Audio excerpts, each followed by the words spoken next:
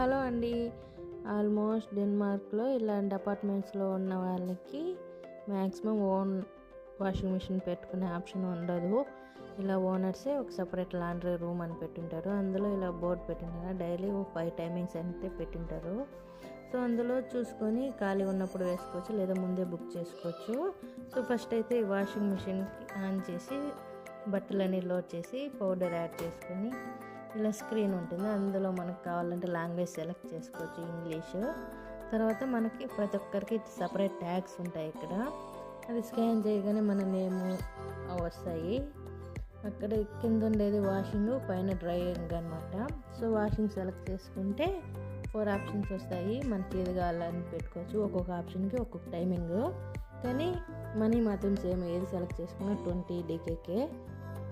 So అలా pay చేసాక start నొక్కితే ఇది 45 మినిట్స్ వాషింగ్. తర్వాత 45 మినిట్స్ తర్వాత వెళ్తే అలాకు వాష్ అయిపోయి ఉంటుంది.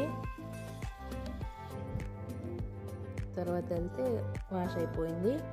ఇప్పుడు ఓపెన్ చేసి వాషింగ్ నుంచి డ్రైయర్లోకి షిఫ్ట్ చేయాలన్నమాట బట్టలు అన్నీ. అలా షిఫ్ట్ చేశాక తర్వాత సేమ్ ఇందాకట్లాగానే వాషింగ్ మిషన్ లాగానే స్క్రీన్ ఉంటుంది, అది ఆన్ చేసి ఇంగ్లీష్ కావాలంటే సెలెక్ట్ చేసుకోవచ్చు.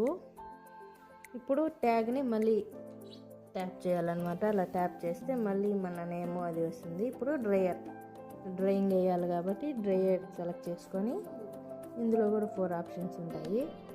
అందులో మనకు ఎంత టైమింగ్ కావాలని సెలెక్ట్ చేసుకొని ఇప్పుడు డ్రైయింగ్కి అయితే 15 DKకే, ఇందాక వాషింగ్ 20 కదా, ఇది 50 DKకే.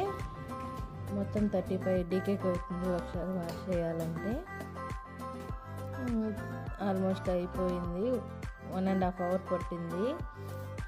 1.5 తర్వాత చూస్తే మంచిగా డ్రై అయిపోయి ఉంటుంది.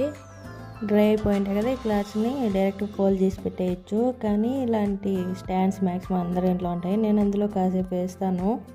ఇక్కడ క్లైమేట్ ఎప్పుడు ఎలా ఉంటుందో చెప్పలేము. ఇందాక వర్షం పడుతుంది, అప్పుడే ఎండ వస్తుంది. సో అందుకని ఇంట్లోనే వేస్తాను కాసేపు.